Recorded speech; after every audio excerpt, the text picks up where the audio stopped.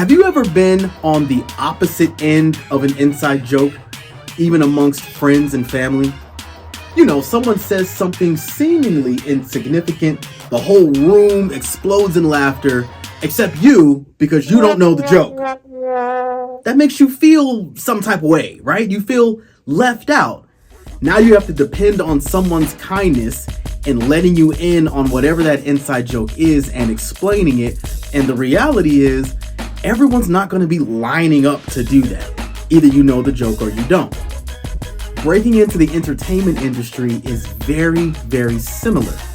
The gatekeepers understand their assignment and they do it very well. But where there's a will, there's a way. Open the gate! Let's get into it.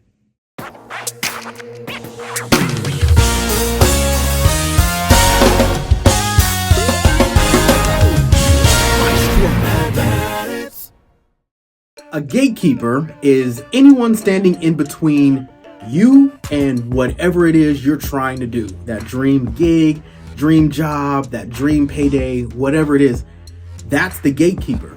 So the question I always get is, how do I get around the gatekeeper? How do I move past them and not have to deal with the gatekeeper? I just want to get in the gate. No.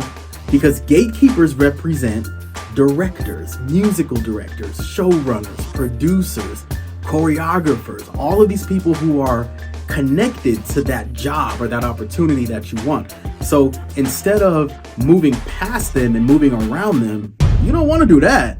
You want to be their friend. You want to gain access to this gatekeeper. And access to the industry, getting through the gate, there's a zillion different variables. Everyone's story is completely different. Maybe it was a random open call that got this person in the gate, or maybe there's a family member who got their person in. Nepotism is real, okay? This is the entertainment industry. Or maybe it was a random trip to the grocery store that landed you in front of a gatekeeper and they said, oh my God, I've been looking for someone who looks like you. That does happen. It's random, but it happens. The thing to remember though is the entertainment industry is a people business. And just like other people businesses, it's all relational. This whole thing, this whole game is about relationships.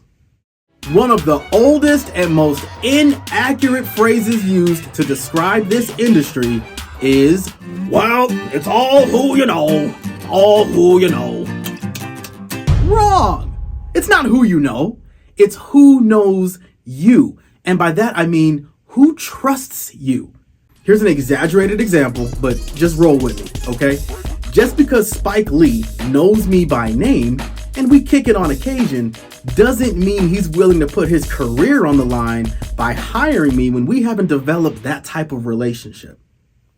You don't propose marriage or present a key to your home on a first date, right? No, that's crazy. You let the relationship build, you put the time in, and over time, that relationship will blossom naturally and organically, like a delicious fruit. The same is true for your career development. Here are 3 very easy steps to follow as you build your relationships within the industry. And it's an acronym because who doesn't like acronyms? I mean, come on. But remember this, GSB. Get out, speak up, be consistent. Gatekeepers may hold the key to whatever your dream is, but they're still just like you. They're just like me. They're creatives. They thrive on personal one-on-one engagement to feel your energy, to feel your vibe, to get a sense of who you are. But you can't allow for that kind of exchange if you're a recluse. You gotta get out. Yes, be in the studio, be in the lab, honing your craft, get good, absolutely. Work on your mental health as well. Yes, we need that, but don't stay separated. You gotta get out, you gotta get in front of these people in person. Now, the person who has the key to open up this gate to wherever it is you're trying to go, you might meet them at this random jam session that just came up, or at a church event, or maybe they're walking their dog on the same route you walk your dog on. You never know, but you have to allow yourself that opportunity by getting out. get in front of these people. If it gets you out into the public, it's a win. Here's how this worked for me. In 2011, I'm drumming with David Archuleta from American Idol. We're all over the world. We do 2 tours, a bunch of spot dates. It's incredible. I'm 21 years old. This is my first big job, first sort of real traveling drumming job. And I'm just so excited to be there. But I didn't get that gig because of some musician agent who called me and said, hey, do you want to go play for, like, it wasn't that. I got the audition for David through a friend of mine named Ben Shepherd, a phenomenal bass player, incredible, probably the best in the world. But I met Ben Shepherd, who was on the David gig with us. I met him a year prior, 2010, at a jam session. And it wasn't even his jam session. I was invited to a jam session by some different people who I don't even really know anymore. But this was at Cal Arts. I was living in Valencia, California at the time. They invited me to the jam session, and you can rent out a room at the school and play, just do your thing. So there was still time left when the rest of the musicians had enough. They were ready to go. And they said, hey, we're going to go play some basketball. You want to roll with us? And I said, yeah, I love basketball, but I'm going to stay here. I want to shed, So that's what I did. I'm playing and I'm just doing my thing, and then there's a knock on the door. Guy comes in and he says, dude, you sound great. And I said, oh, well, thank you, man. I appreciate that. Do you go to school here? Like, who are you? And I'm like, no. I'm just, I was invited. I'm a local musician. I'm just kind of here hanging out. And he said, okay, I got to introduce you to Ben. Do you know Ben? And I said, no, I don't know Ben. And he said, I'm going to go get him. You just stay right here. He calls Ben Shepherd and says, there's this drummer here who you would love to play with. He's still here. You got to get down here right now. Ben Shepherd comes down with his axe, his amp, everything. And we just start shedding. After that shed, Ben's like, dude, you sound great. Keep your phone on. I'm going to call you for a couple things. He did. About 2 weeks later, he called me to play in a fusion band that we called Mr. Dan's. And it was that fusion band that landed both of us the audition for David Archuleta.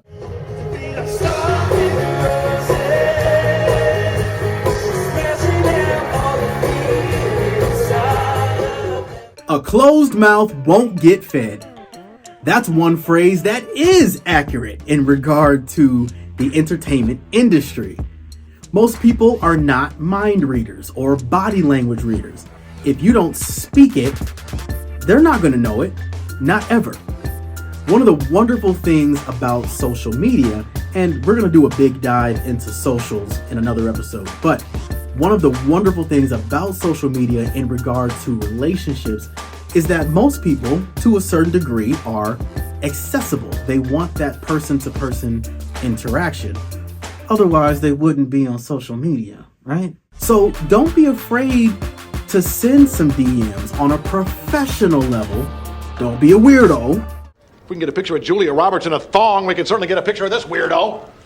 But professionally request to take someone out for coffee or a drink or whatever the case may be, and express that you are wanting to work with them or pick their brain or get a little more insight on the industry. The worst that can happen is they don't respond or they politely decline. But either way, you've already put that energy out there, and that is what really matters. On that same note, when you are out and about and you're at these events and you're doing these things in person, being shy is not your friend, baby. Absolutely not. This is not the time to be sitting in a corner acting all like, no, I mean, I sing. I don't really sing. No! Get out here and show them what you got. Dun, dun, dun, dun. In a nice way. In a nice way. You don't have to be arrogant or cocky or jerk or make it all about you. But no, let these people know who you are, what you do, and what you're striving to do. If you treat the small gigs like they're nothing, you're setting yourself up to not ever be prepared for the bigger gigs. I've seen so many creatives, young and old, completely defecate on every gig that isn't arenas, stadiums, or TV, but still expect those kinds of gigs to somehow fall in their lap. You can't do that. That's like eating nothing but donuts night and day and expecting a chiseled physique. The math ain't mathin'. So treat every gig like it's being filmed, recorded, streamed live on Netflix, and the payday is sweet, because the gatekeepers on those smaller gigs will remember how well you treated that small gig and will now not see you as a potential liability for the big gigs. Early on in my career, before things really started to take off and grow legs, I did what a lot of other musicians and singers do, especially in LA when you need consistency, because let's face it, LA is expensive. I joined a wedding band and I played in a couple of them, actually, but I didn't want to be that guy who was on the wedding gig looking like this. Just over it, right? I didn't want to do that because I was grateful to be there. I was grateful to be working. So I would treat that gig from the jump like it was a Madison Square Garden gig. I'm on time. I got my gear. I got my clothes. You know what I'm saying? Like, I'm already treating this gig like it's here. Then when you get on the gig and you're playing, I wouldn't be playing and just looking at the audience like, oh yeah, it's like 12 people and no one's here and this sucks. No.